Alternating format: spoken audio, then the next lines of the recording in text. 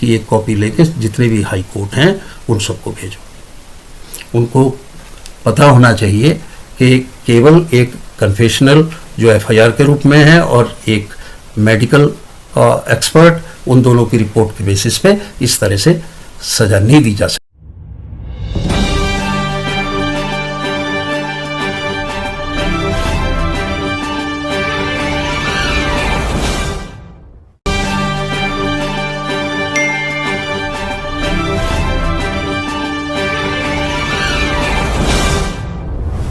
एक बड़ा महत्वपूर्ण जजमेंट सुप्रीम कोर्ट का आया है, तो उसकी हम बात करेंगे।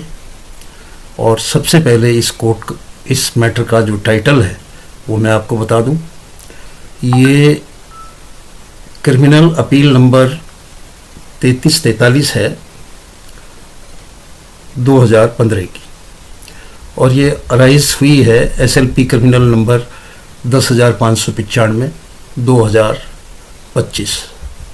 टाइटल है नारायण यादव, जो इसमें एपेलेंट हैं और एक्यूज भी थे इस केस में, वर्सेस स्टेट ऑफ छत्तीसगढ़। ये हाई कोर्ट जो छत्तीसगढ़ है उसके खिलाफ अपील सुप्रीम कोर्ट में डाली थी, और इसमें जो बेंच थी सुप्रीम कोर्ट की वो माननीय न्यायमूर्ति JB पारदीवाला और न्यायमूर्ति R महादेवन की जो बेंच है उसने ये सुना है। तो पहले केस की मैं थोड़ी सी बैकग्राउंड बताता हूँ, और ये कई बार होता भी है कि 27/9/2019 को PS कोतवाली में जो है वो आया, तो चौकी इंचार्ज से मिला। चौकी इंचार्ज ने कहा कि भाई थाने में जाके इस बात को थाने में बताओ, वहाँ पर रिपोर्ट अपनी लिखवाओ। कहानी ये है कि जो ये एक्यूज है और इसमें यहाँ एपेलेंट है, वो अपने रिश्तेदार के पास कोरबा में जो है रहता था और दूध सप्लाई करने का काम करता था। उसने कुछ 15-20 दिन से एक ये अपना स्टेटमेंट वो एफआईआर में दे रहा है, जो एफआईआर रजिस्टर्ड हुई है उसे मैं बता रहा हूँ। तो उसने एक वहाँ पे राम बाबू शर्मा नाम का ठेकेदार था, तो उस ठेकेदार के मार्फत ये 15-20 दिन से इसने अपना व्यापार शुरू कर दिया। तो जो ठेकेदार था वो इसको बुलाता था शाम को, आजा दोनों बैठ के दारू पिएंगे। इसी तरह 24/9/2019 को वो उसके ठेकेदार के पास गया, जिसका घर परशुराम नगर में था, कोरबा में, और ये रात के 9:30 बजे के करीब बात थी। दोनों ने बैठ के दारू पी।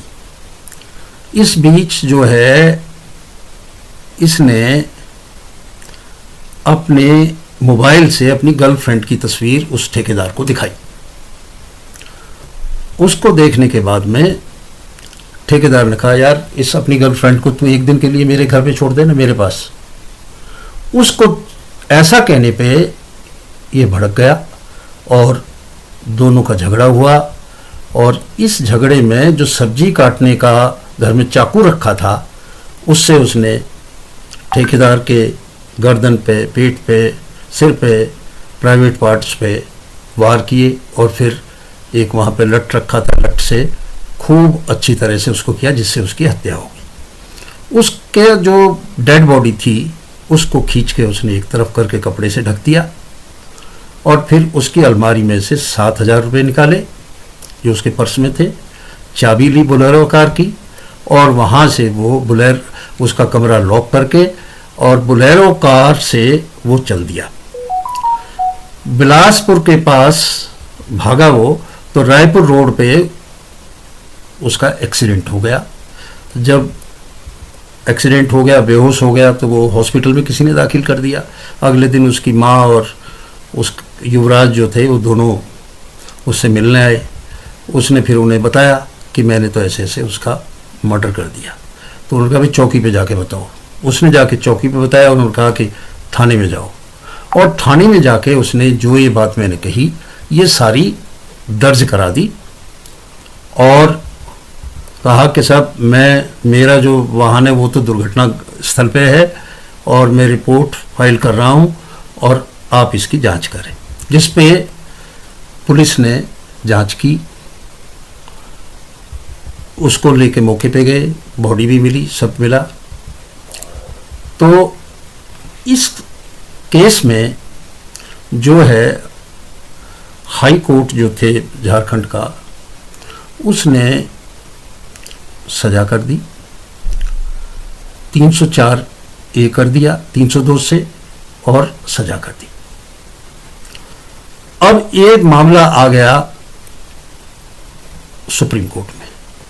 तो इशू जो थी, लीगल जो इशू है, जो लीगल पॉइंट है, वो ये है कि जो एफआईआर है जिसमें उसने कहा कि मैंने ऐसे ऐसे उसको मारा, ये किया, तो कायदे में ये कन्फेशन है।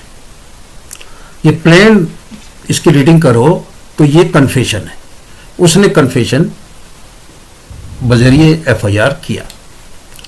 अब एफआईआर किसको लिखवाई, किसे बताई? पुलिस अफसर को। अब जो सेक्शन 25 इंडियन एविडेंस एक्ट जो पहले होता था और अब सेक्शन 23(1) है भारतीय साक्ष्य अधिनियम का, वो कहता है कि कोई भी कन्फेशन पुलिस अफसर को दिया, स्टेटमेंट दिया, वो कोर्ट में मान्य नहीं है, एडमिसिबल नहीं है। उस एफआईआर का इस्तेमाल कोरोबरेट करने के लिए तो कर सकते हो कि कोई कोरोबरेट करें, आप उसके लिए कर सकते, कंट्रडिक्शन के लिए कर सकते हो, एक्यूज के उस पे क्रॉस पे कंट्रडिक्शन के लिए इस्तेमाल कर सकते हो उसको। परंतु जो एफआईआर है, पहली बात तो वो सब्सटेंटिव पीस ऑफ एविडेंस नहीं। मैं फिर से दोहरा रहा हूं, FIR is not a substantive evidence, पहली बात। और दूसरी बात, ये कन्फेशन हो गया, और confession before police officer admissible नहीं। तो सुप्रीम कोर्ट ने कहा कि भाई ये तो बड़ी भारी चूक की हाई कोर्ट ने, उसको ये पॉइंट समझना चाहिए था, उसने नहीं समझा, उसको ये बात अच्छी तरह से समझ लेनी चाहिए थी। अब उन्होंने क्या किया कि सीधा जो मेडिकल रिकॉर्ड था उससे कोरोबरेट कर दिया और डॉक्टर की जो है वो स्टेटमेंट ले लिया। अब जो डॉक्टर है उसका जो स्टेटमेंट है वो तो एज एन एक्सपर्ट है, वो तो ये बता रहा है कि भाई इस वजह से इसकी हुई मौत, ऐसा ये कारण है, पर वो ये तो नहीं बता रहा कि किसने की, कैसे की। तो सीधा कन्फेशन और मेडिकल, उस दोनों को जोड़ के और सीधी उसको सजा कर दी। जो 2-4 एविडेंस उसके थे, पंचनामे के जो विटनेस थे, वो विटनेस भी जो है अपना हॉस्टाइल हो गए और आईओ ने जो है तस्दीक कर दिया एफआईआर को कि हाँ साहब ये इसी के सिग्नेचर हैं जो एफआईआर पे, और एफआईआर हम लोगों ने दर्ज की है, बस इतनी बात होगी। अब आईओ भी कोई मौके का गवाह तो है नहीं, और जो आईओ है, पुलिस अफसर है, उसके सामने जो उसने कन्फेशन किया है, जो उसने स्वीकार किया है, उसका कोई मतलब नहीं। तो फिर उसके पास एविडेंस क्या रह गया? कोई भी एविडेंस नहीं, किसी भी तरह का एविडेंस नहीं है। जहां तक सेक्शन 27 है उसकी भी जो कंडीशंस हैं वो पूरी नहीं है। उच्च न्यायालय को सुप्रीम कोर्ट कहता है कि इस तथ्य को ध्यान में रखना चाहिए था कि एक डॉक्टर जो है, जो फैक्ट है उसका विटनेस नहीं है, तथ्य का गवाह नहीं है। जो अभियोजन यानी कि प्रोसिक्यूशन पक्ष द्वारा पोस्टमार्टम रिपोर्ट की सामग्री और रिकॉर्ड पर चिकित्सा प्रमाण पत्र यदि कोई हो तो उसको साबित करने के उद्देश्य से एक चिकित्सक को, एक डॉक्टर को, एक एक्सपर्ट को बुलाया जाता है।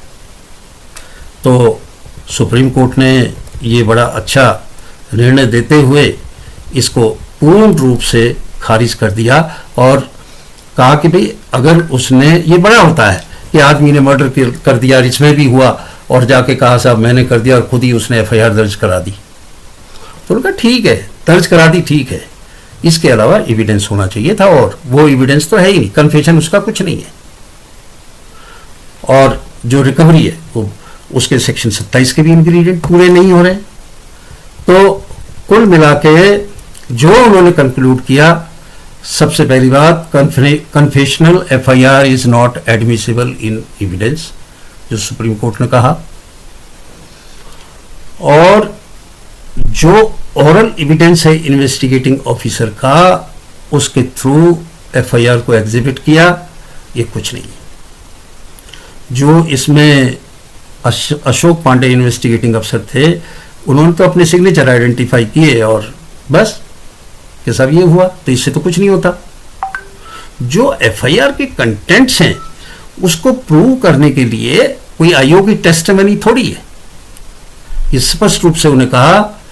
और ये करने के बाद उन्होंने जो ये एपेलेंट था उसको इक्विट कर दिया सारे चार्जेस से, जो बेल बॉन्ड थे उसको डिस्चार्ज कर दिया, और कहा कि इसकी एक कॉपी लेके जितने भी हाई कोर्ट हैं उन सबको भेजो। उनको पता होना चाहिए कि केवल एक कन्फेशनल जो एफआईआर के रूप में है और एक मेडिकल एक्सपर्ट, उन दोनों की रिपोर्ट के बेसिस पे इस तरह से सजा नहीं दी जा सकती।